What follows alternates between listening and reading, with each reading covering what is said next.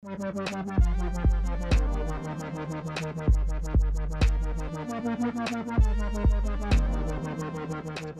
what an interesting week, Will, it has been in the world of golf. Beyond the Fairway, you got Dougie Fresco, Will Lowery with my phone ringing.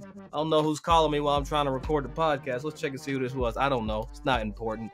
Will, like I said, interesting week. Bryson gets the U.S. Open. Rory chokes it off. We had a similar week on the golf course to Rory McIlroy. We're not victorious at the Golf Digest Open qualifier, but we came, we saw, and we conquered. I guess. Maybe. I'm not sure what we conquered, but we came, saw, and we attempted to conquer it and failed miserably. It's we in team, so yes, we did. We failed miserably. Yeah, there is a we in team. I know there's me, but team. It's team. We. Well, you go down, I go down. Yeah, well, we gonna talk about that in a minute.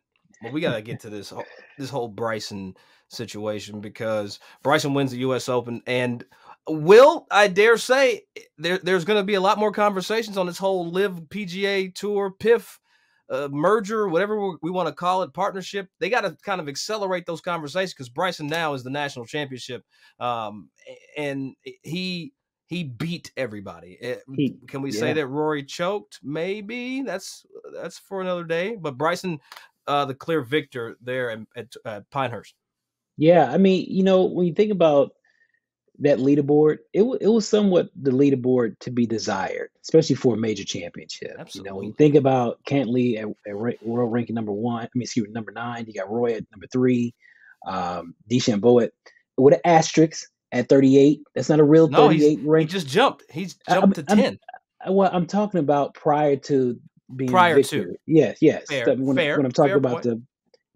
I'll be trying to cut me off. Damn, let me get my point off. But all I'm saying is that at that time, at that leaderboard, it was to be desired. You had a lot of top ranking players in the world, and you almost had like a Cinderella name. Matthew, I can never, is it Pavon or Pavon? But Pavon. So you got the guy, the Matthew Pavon, who's killing on the PGA Tour. He's top 25 in the world, but nobody really knows his name. So every time you see a major championship, you got all the top ranking players in the world, and you have somebody you don't know. I guess it can be considered a Cinderella story. That's what you want. Now, kind of going back, did Roy choke? I don't know. I don't know if Roy kind of choked. It kind of reminded me of the 2015 U.S. Open at Chambers Bay, when Dustin Johnson had that similar 4-footer kind of going uphill a little bit, and just missed out to where Jordan Spieth became the walk-in champion. So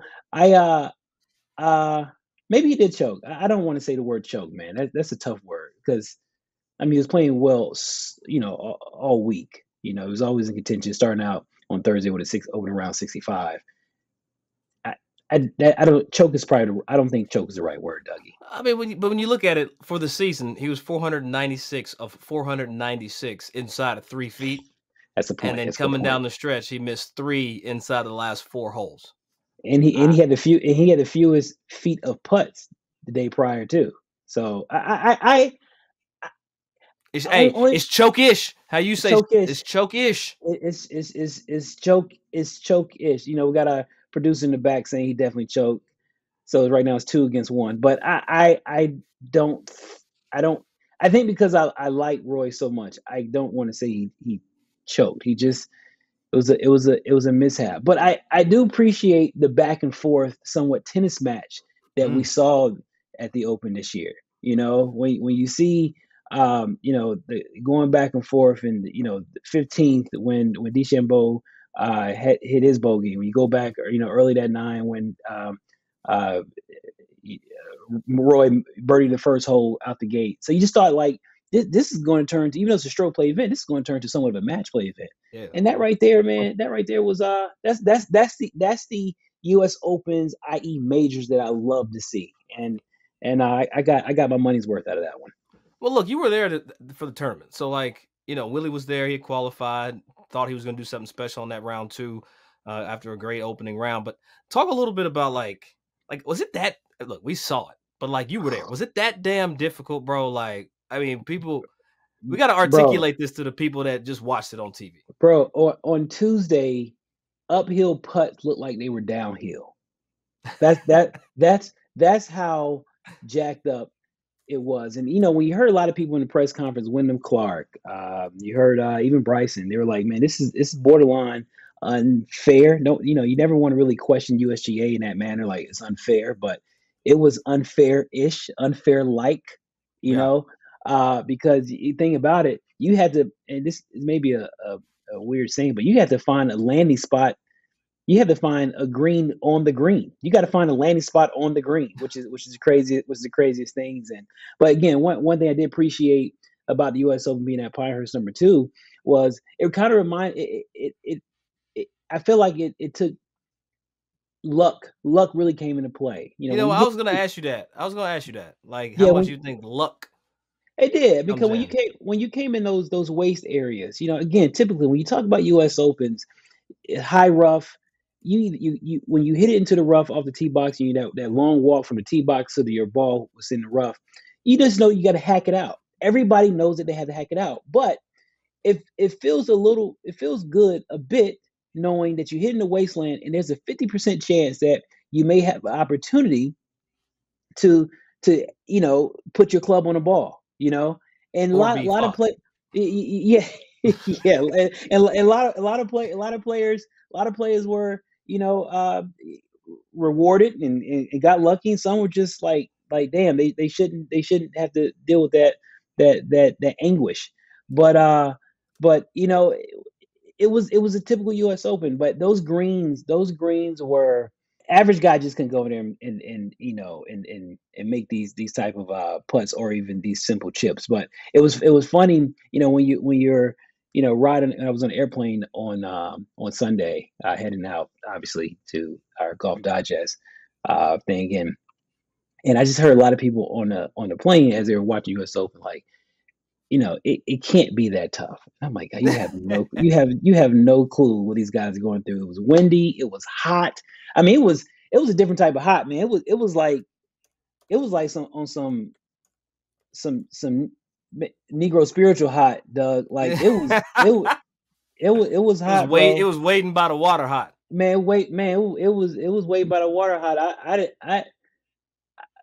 I think I saw one white man went to an auctioneer. I think he started being an auctioneer. I didn't know what he was trying to do, down in Pinehurst. I know the jeans came back a little bit, but it was tough, man. It was tough. It was a lot of elements. Talk about that.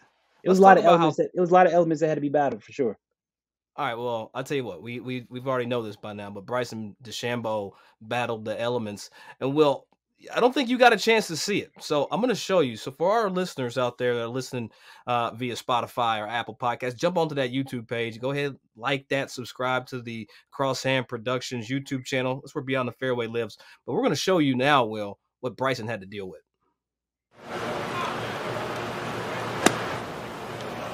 Good contact. And that's caught the slump, ran up there. Right below the hole goes DeChambeau, and he's pumped up.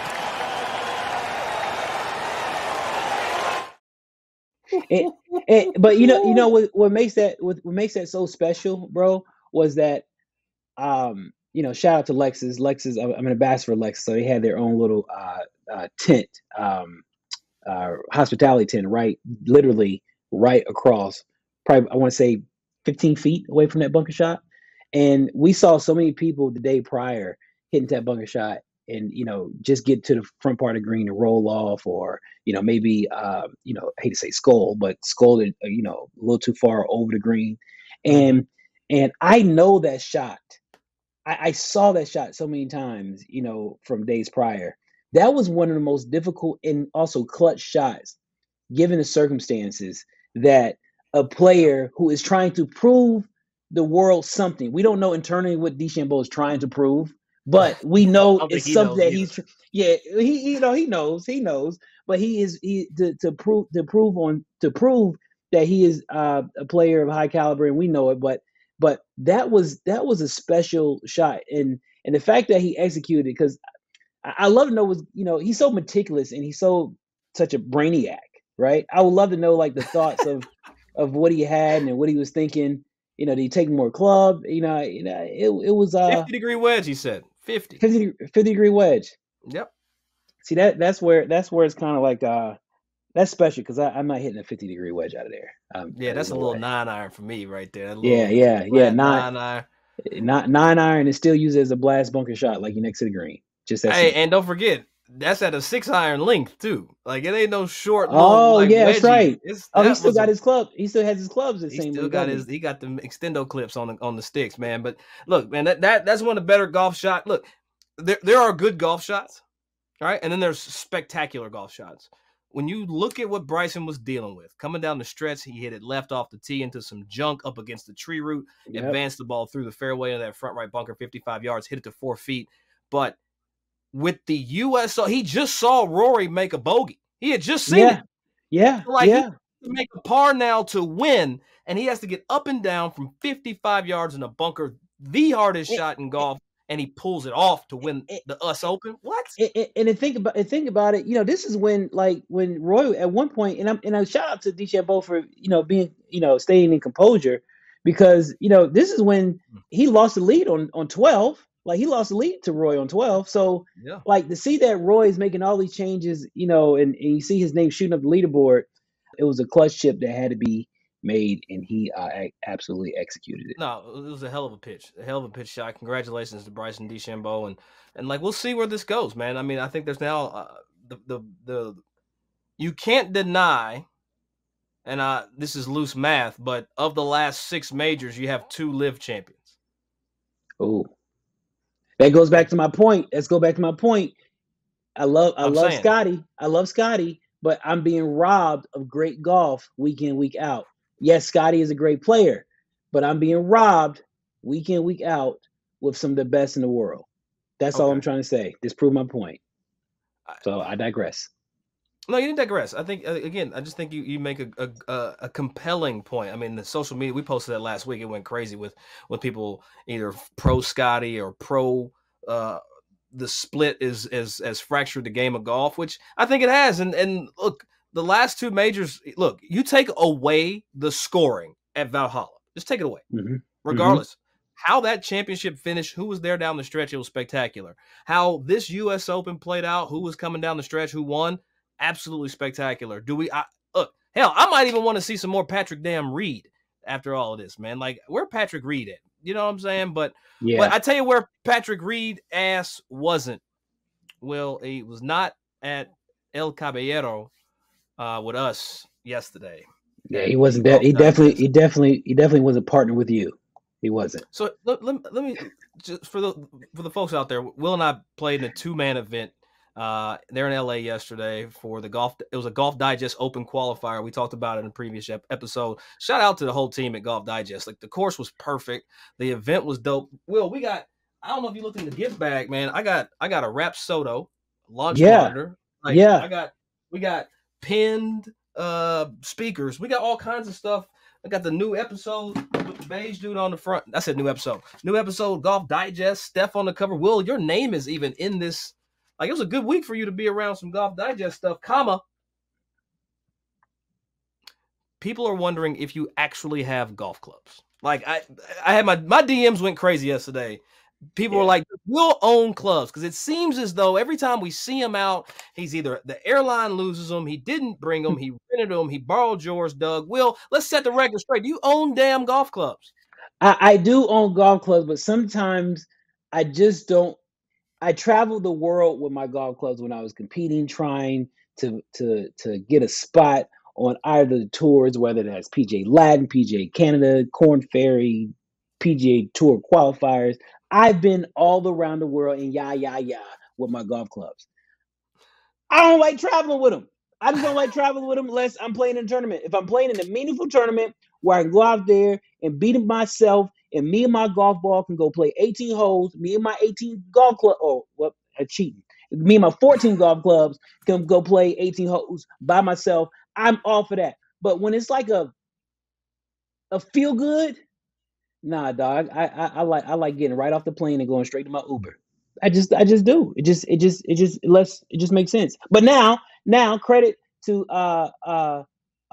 Club Glove. They got this little wheel wheels on my golf Bus go bag round and carrying round. case. Yeah. Yeah. I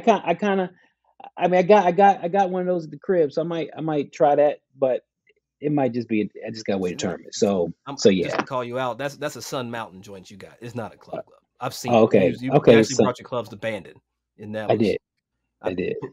it's okay. You got with the extendo extra Yeah. wheel on the front. Yeah. You Yeah. know, What's up with these gun references, man? What, extendo clip? Like, you okay? You okay? Just need to go shoot some stuff, man. Like a number, Yeah. like we didn't do yesterday. No, that's what I'm referencing. Will, is the fact that we didn't shoot nothing yesterday in this outing. Look, I did everything I could. Right? Did I miss some birdie putts? Yes. Did I make a triple and you made a par on a golf hole? Yes. Did I make 3 birdies? Absolutely. Did we shoot 3 under? Yes, we did. Which would lend a logical person to believe, wait, Will didn't make a freaking birdie yesterday. Sorry, how's that? Like, looking back, Will, 18 holes of golf, 0 birdies. Do you feel like Rory McIlroy right now? Like, I'm just No. I feel perfectly fine. I didn't have my golf clubs. I mean, if we want to get to the technicality, such a great player as yourself, yes, you made 3 birdies yesterday, but I feel like I should take 2 birdies away from you spiritually because you hit a bomb. For the record, Doug Smith hits a long golf ball. There's no denying it. He outdrives me. There's Walmart. Sometimes I had to text him to tell him I'm coming up. I'm coming up. Just be careful flying golf ball because he hits it so far. I give him that.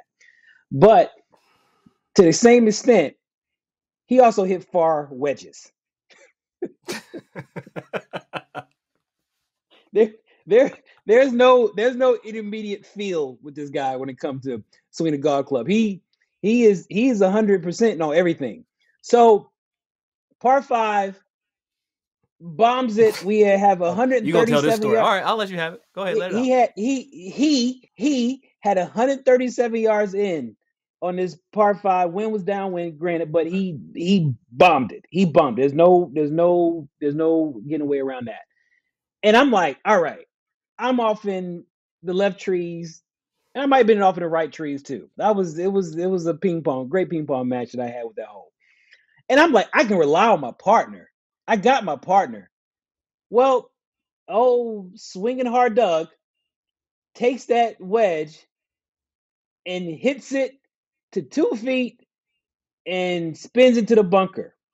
Now, mind you, he spins to the bunker. I'm like, well, Doug got a decent short game. He can get up and down, right? We still got a shot at birdie. First of all, you're mixing 2 holes together, right? I'm not mixing 2 holes together. No, it was a par 5. I hit the bunker was short of the green, my guy. I hit it short in 2. I spun it off the hill, like I spun it off the front corner. Well, for the purpose of this whole conversation, I'm trying to make you look better. But yeah, you missed the green. Okay. All right, you missed the green. 130 yards. You missed 138 yards. You went to the bunker. But not only that, what makes it hurt and why I had to take your 3 birdies away from you spiritually is that you went from one bunker to the other bunker. Who does that had me a little bit irate. I'm like, I know I'm out the hole. I can't help the man out. But you went from the front bunker to the back bunker. This man is talking shit from out the hole. Okay. I like 138 yards in. But granted, you did make a whopping 4 foot for par, and I missed my par putt and I got a bogey. I just think it's a little unfair that, you say you helped. Yeah, you helped, but you could have helped more. And I could have made some more birdies. Hey, but look, let me tell you something. The greens though at El Cab yesterday were phenomenal. I forget what great greens are like. They got the U.S. Girls Junior coming out there next month, Will, and that course it's going to be an exciting U.S. Girls Junior. I can't wait for that. Shout out to Blaine Brown for qualified for the U.S. Girls, which was out there. So shout out to her. So just want to show some love. And shout out to Blaine, underrated. That's where she's been doing some damage.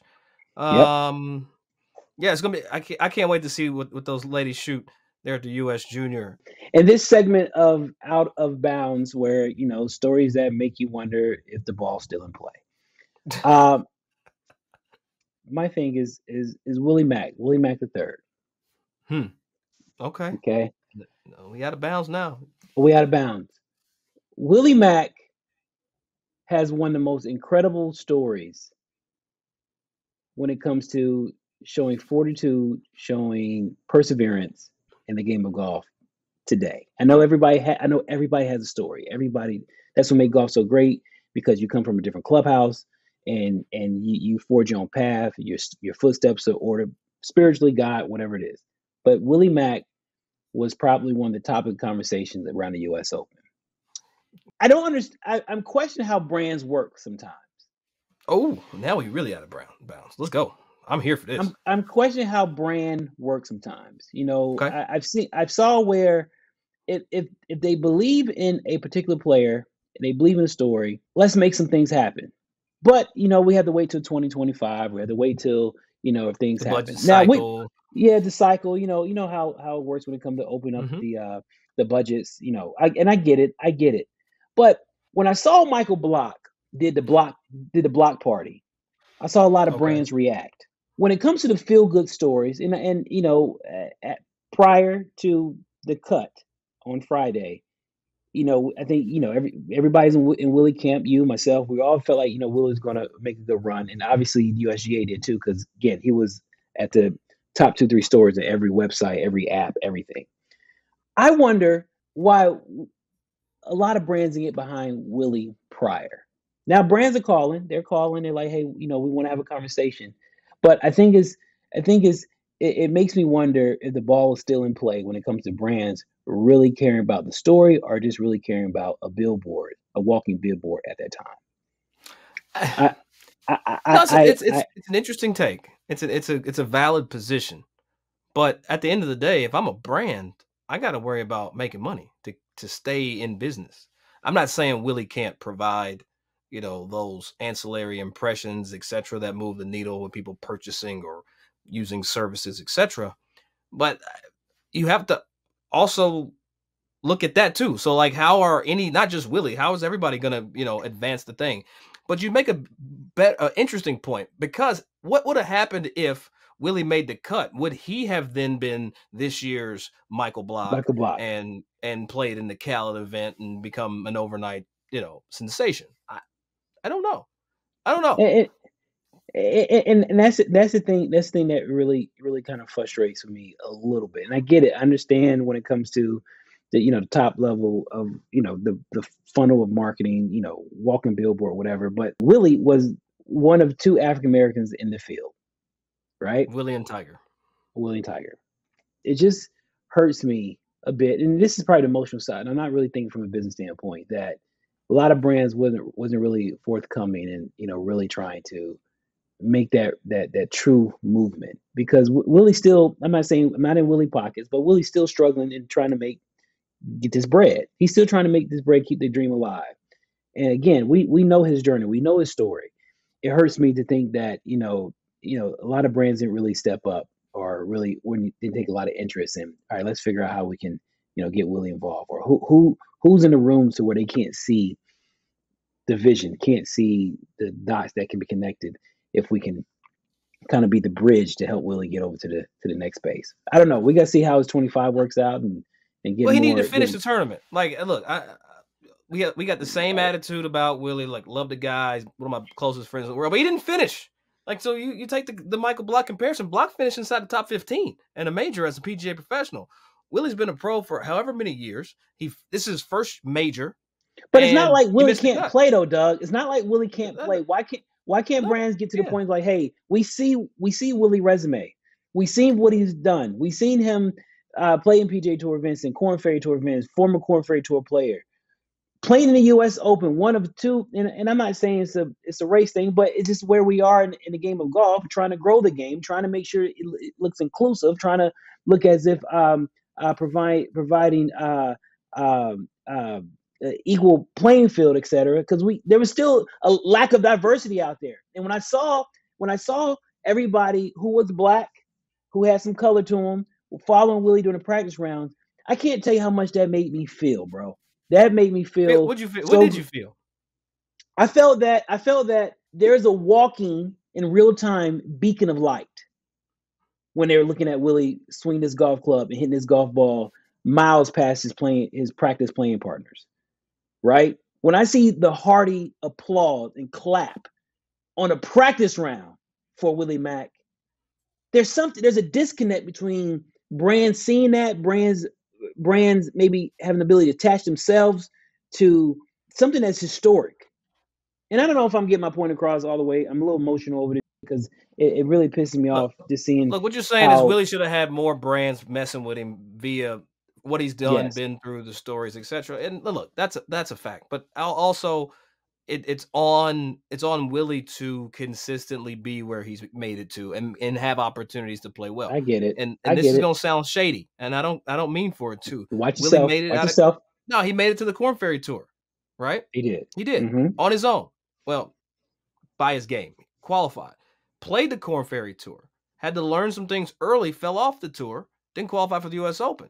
So I think Willie just needs to be somewhere a little bit more consistent to be able to offer those brands a consistent viewing space. APGA to the Korn Ferry. Now he's back to the APGA playing Mondays and qualifiers, and now he's over here. If he can just be more consistent, I think he's a more attractive buy. I'm just saying. I know it sounds a little whatever. I'm not trying to be disrespectful. I get it. But I think Willie has ascended. He's above the whole black narrative of I need help, blah blah blah blah blah. No, the brother's got it. True. He has it. He got it. Now it's about, like, you look at, he's got, Farmers has been there with him for a long time. Shout out to Farmers Insurance and the folks over at CAA that hold that down. He's got Roback rocking with him. So it's not like he's got nothing.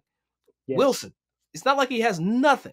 But I do understand that when you look at these sponsorships, we got to talk about it in a vacuum of your fields. So you have the automotive, you have the QSR or quick service restaurants, you have hotel chains, et cetera, et cetera. Now those folks are the ones that need to come in. But from an apparel perspective, an insurance kind of matrix, part of a matrix, he's got a couple boxes checked. He does. It's up to him. It's up to him to be somewhere consistently. He does, and I'm not. You're right. When you come to the tech world, you got Cisco, and you have maybe the Centuries of the world, CDW, exactly. Deloitte, all those guys. Workday. Workday. Shout out to Neil. Hopefully he sees this. But it's just that it just makes me wonder: is it a real thing? Like, is it a real thing? Like, are people thinking outside the box a little bit in those the people who have power in the brand space? So it just, I don't know. And again, you can definitely make an argument both sides, because I can definitely argue the opposite of this too, 100%. No, absolutely. It's just an emotional. It's just very emotional for me, because I see how Willie. I just saw the reaction in real time, bro. I saw how everybody reacted. I saw how the crowd reacted. I saw how media was after Willie. I saw how other players were like, Willie, good luck. And other players are really rooting for Willie. Like, is this, I don't know. Yeah, we need to move on. What's next? Well, let's find him some money. Let's give him some more bread. Give him some more. Let's get him back to the Korn Ferry Tour. That's one thing that I think Willie needs, just to get back to the Korn Ferry Tour, Will. But it is that time. It is. Or we pull out. God, dog, I want to join you in that this nectar. Stuff. That I know. I got the Wille. I got the Wille on deck as usual. This is my preferred bourbon. If there was a thing called the official bourbon, this would be mine. Unofficially, this is my official bourbon. Wille. Beautiful bottle, beautiful finish, very caramel, a lot of pepper notes. It's great. It's fantastic. And if you want to talk bourbon with me, feel free to DM me. I can go all day with flavor notes and how the palate works in response. But interesting topic for you today, Will. What's that? Sorry, let me get sauced here a little bit. I want to compare and contrast two players, and it's going to sound crazy as hell. I want to contrast Rory McIlroy to Kyrie Irving. Both suffered crushing losses lately. Defeats, public defeat, okay? But the two players handled them completely different. Now, Rory McIlroy, after losing, go ahead and run that. Rory McIlroy loses the championship. And let's watch how Rory exited. Didn't do any media. He's driving the car. He went from the scorer's area, put his shit in the car, almost hit somebody. I'm kidding. And Rory, you heard that, almost skirted out. And then he's out of here, baby. They go to brakes. Get out my way. Rory coming through. And he's out. Now, let's compare and contrast how Rory left to how Kyrie handled said events. Gained valuable experience playing in these tough playoff games. Irving congratulating many of them former teammates. He talked about he wasn't in a great place when he was here, but he's in a great place. So we've got two losers handling a similar situation. Completely opposite. You have the sportsmanship display. Hey, you're being a complete dick right now, bro. Yes, I am. Yes, I absolutely am. Yes, I am. So for the folks listening and not watching the YouTube, it was video of Kyrie leaving the course, shaking hands with coaching staff at the Celtics, the various players, fans, and there's more videos about him losing in grace. Rory McIlroy did not lose in grace. He skirted up out of there. So, Will, when it comes to sportsmanship, look, as me, look, but very humiliating moments for both players, right? You lose. Rory threw the damn deuces. Kyrie was graceful. Here's a question for you, Will. Who I don't know how I want to ask this just yet. Who handled it better, Kyrie or Rory? Because they're two different losses. I mean, on the surface, for the two guys that did not win, they're not losers, didn't win. Kyrie handled it way better, but that's because Kyrie got his ass kicked over the last 4 or 5 years for being a dick too. So he took that on the chin. He waited for all of his. And I thought it was very noble of Kyrie. He sat there at the beginning part of the locker room, waited for all his players to get off the court, and then he went into the locker room. I get that. Yeah, Roy. It was frustrating. It was frustration. I get it. No media, no kids' autographs. Didn't thank Bryson. Just bumped out. I'm out. Deuces. Purun. He puruned it. He puruned. What's faster than purun? Roy getting in that car, getting out there. Purun. Hey, but I would say this though. It makes you and think about it though. I wonder, here's my question, and not to deviate from your question, which I kind of am. As the support team, what do you say to Rory? What do you do? You'll say, get out the way. So, because I saw Roy, I love Roy's agent is a good friend of mine, Sean O'Flaherty. What did he do exactly? Like, what is that conversation like in the car? Is he like, hey man, we're gonna turn the radio on? Like, what music do you listen to? Like, that's the question. We have both been in some situations where things didn't work out on the golf course. What's your go-to song to get you back centered?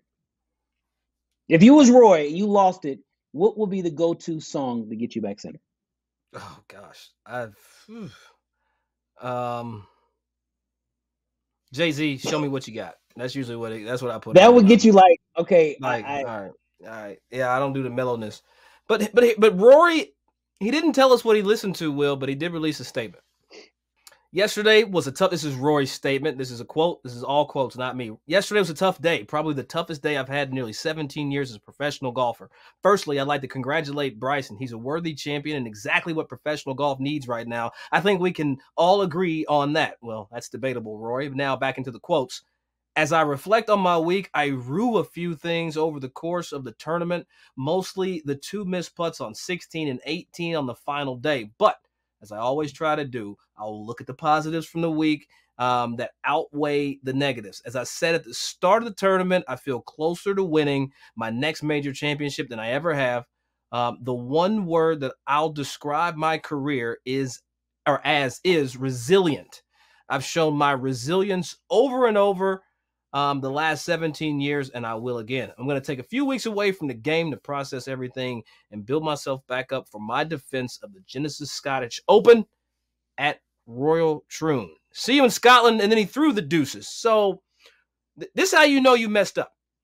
He didn't even record the video. He should have done that on video if he really wanted some kudos and some points. He wrote it out and said, hey, look, whatever.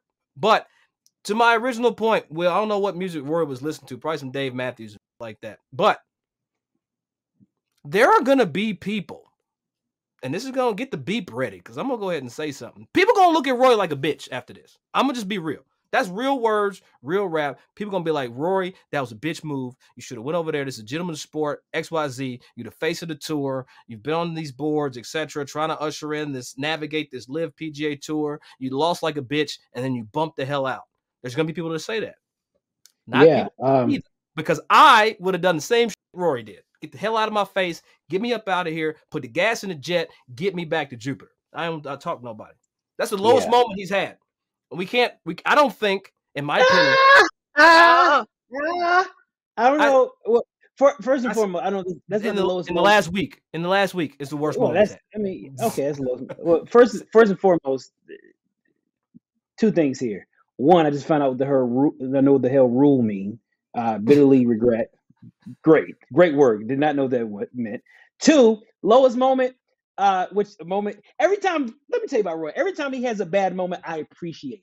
I get it, and I like it. I mean, him slinging his 5-iron into the water at the Doral, brilliant moment of lowness that I would do and still do to this day. Just not from the kids.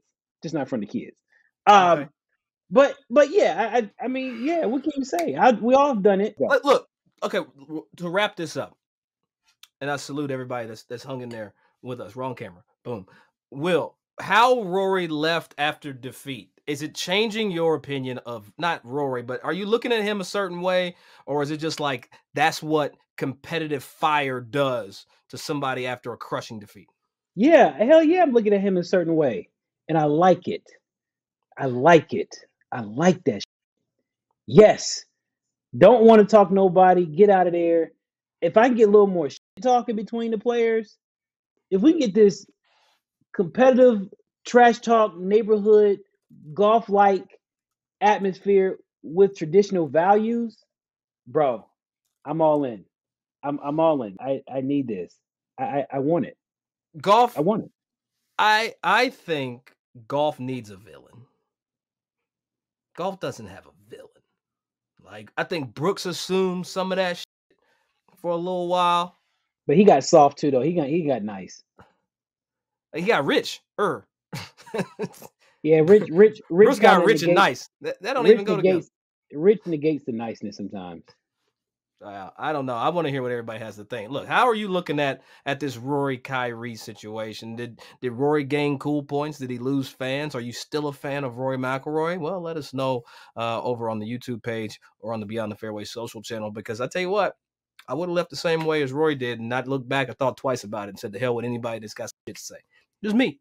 In that moment, if I lost the U.S. Open, bro, y'all better watch. Just don't be in my circumference. Get the fuck up around here. And as a black man, you would have been vilified. So absolutely. You can't do that. You can't do that. I don't have that kind of privilege. Okay.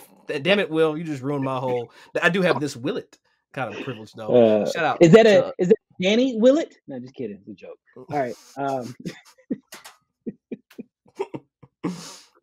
Hey, I need you to go work on your. You know what, Will? I'm gonna say this to you. It's completely off topic. I don't care. You made a lot of good golf swings when we played, bro. Like, you made so many good shots. That set of clubs that Chris Spencer lent you it just wasn't for you. It's not your fault. It wasn't for me. I know it's American Airlines' fault, and I get that. But we're gonna need you to have a backup set. Can we get a sponsorship from like Shipsticks or something for Will Lowery? Because if that's your attitude about taking your clubs, because I needed a partner. Yeah. And I didn't have one.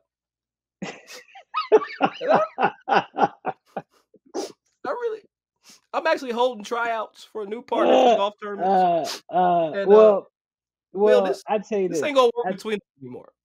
I tell you this, Gaylord Fokker. If you still would have done your part, because you are the shining star, we still would have made the cut and got into the finals. We got beat by Victor Cruz. You got beat by Victor Cruz. All right. Hey, yo, shout out to Victor Cruz and the squad, man. Reggie Bush and everybody that was out there, Golf Digest. Bryson DeChambeau, man, you're the U.S. Open Championship. I don't know what these players are going to do, Will, because they're going to have to play 3 weeks in a row. They had the Memorial, then go straight to the U.S. Open. Now they're going to another signature event at the Travelers Championship later this week. Ain't nobody playing John Deere. Nobody's playing probably in Detroit. It's going to be Oasis. Did you read the article where the PGA Tour is considering having Tiger Woods just play in the signature events? Do you see that? I don't want. What's your thoughts? What's your thoughts? I just saw they just changed the rule, the Jordan Spieth rule, to where now you can sign for a wrong scorecard and not be disqualified and embarrassed and lose your life. You know how many times I've been disqualified for a wrong scorecard signature? Not my fault, but it's happened twice. That's because you don't know how to add, Doug. No, it's not my job to add. It's my job to do the hole by hole. That's my job. The add, that's when it gets confusing. The player's job in the scorer's tent is to provide an accurate hole by hole. So when people start saying, hey, I got you for 45, well, I didn't shoot that high, but 35 on the front. Yeah, you're right. 47, 48, your average. I get it. That's about right. Two don't lie. But how do I feel about Tiger playing in signature events only? I think, wow. It's needed. There are certain perks to being Tiger Woods. You got to have in the golf space. There are certain, regardless if he shoots 85 or 65, he's going to have more people show up than didn't. Now people starting to realize he's on the back side of the bell curve. Look, one, I don't care. Tiger's not going to win another regular season event. He might get another Masters or a major at a very flat golf course. So that's where I stand on that. Okay, fair. After I'm saying that, Tiger ass need to be playing the damn Rocket Mortgage where it's flat. He needs to be playing courses like that to make those events matter. If he ain't played a bunch of golf and you got the Scotties and the Rorys and the Xander Schauffele's taking weeks off, that's where Tiger's ass should be playing. Just my opinion. You can take. I agree with that because he expressed that he needs reps, and he probably needs to probably have reps at the more not so popular tournament. I'm gonna let you pass. Look, I don't want to say that those tournaments are not popular. They're not unpopular. Well, off opposite field events, whatever you want to call it, aka not popular, whatever you want to call it, I was an opposite field date at one point. I wasn't a popular date, but I got to go to date. What are you talking about? So anyway, a win's a win. So okay, I get it. A win's a win. But what I'm saying is, I'm gonna let you pass on the part that he may never win a regular season PGA Tour event. I'm gonna let you pass on that. But I think for the sake of golf and who Tiger Woods and what he's been to the game and the needle that he still moves, I think that there has to be equivalent to the Jordan rule of the NBA. There has to be a Tiger rule. He is allowed to get in all signature events so he can be prepared for the big needle mover, big needle opportunity and playing in majors so we can see him make the cut on the weekend. So yes. Ain't gonna be no cuts in signature events. But it doesn't matter. It's a way of getting prepped. It's a way of getting him acclimated, get him more swings or whatever you want to call it. Because these 148 swings that we get in majors, I'm getting tired of. I want to see more of Tiger. Look, let me tell you something. Tiger Woods needs to start a YouTube channel and start playing one-on-one exhibition matches like they used to do back in the day, where he can ride in a cart and be competitive. I said it. I know it's not popular. I love. So Tiger you call Woods. him like John Daly? Is that what you're trying to? You trying to put Tiger Woods John Daly? That was such a stretch. I appreciate the reach for that point you wanted to try to make. Like T-Dub and John Daly? No, but I would like to see Tiger Woods and John Rahm go head to head in the cart match. Yeah, I want to see that. I want to see Tiger Woods play Tiger and David Duval versus Brad Faxon and Brooks Koepka. Give me that match. I'll sign in for YouTube. Shit. Give me that. I'll take that, actually. Give me Chris DeMarco and Tiger Woods. Give me down. Playing Lexi Thompson. Hey, give me down Tiger Woods and Jody Mudd head to head. I want to see Tiger Woods and Billy Kratzert playing Bubba, playing. I want to see. I want Boo Weekley and Rory McIlroy to play Billy Kratzert and Tiger Woods. I want Tiger Woods and Heath Slocum in a dual match at the Medalist. Give me Marcus Bird and Jonathan Bird. Hey, yo, man, we having too much fun here. Beyond the Fairway, you know what to do. Listen, like, subscribe, hit us up on the YouTube. Let us know if you're listening. Check in with us. Oh, and shout out to Justin Matthews, man. You won our office pool, the first one we've ever done for the U.S. Open, even par with the whole squad. And I don't know how the hell you almost correctly picked everything. But you got to listen to this episode, like it, let us know. I got your email. I'm going to hit you up. I ain't going to try to keep the balls in the wedge that Will has. But I will say this, Justin. We are going to send things separately. So I'm sending you the balls. Will's going to send you the wedge. I guarantee you're going to get those balls first. Will might get that wedge to you maybe ready for next season. So just go ahead and manage your expectations. That's probably going to be the reality of the situation, man. But, hey, everybody that jumped into the office pool, we appreciate y'all rocking with us. Thank you so much, Will. We can go sign up for another Golf Digest Open qualifier, but I'm holding tryouts for a new partner. The podcast, you my guy. But in golf, partner golf, if you have your clubs, yes. If you're borrowing clubs, the hell with that. This thing is ironic. After your procedure, you're the one talking about giving balls away. But yes, I will get those clubs way before he's going to keep those balls because he needs them. So yes, I'm there. I got you, J, M. So let's make it happen. I ship sticks. It's going to be ship a stick. That's what's going to happen. Matter of fact, we might even call ship sticks. They'll jump in here with us. Hey, we appreciate y'all. Beyond the Fairway. Well, that's where Will mostly played from. We'll holler at y'all.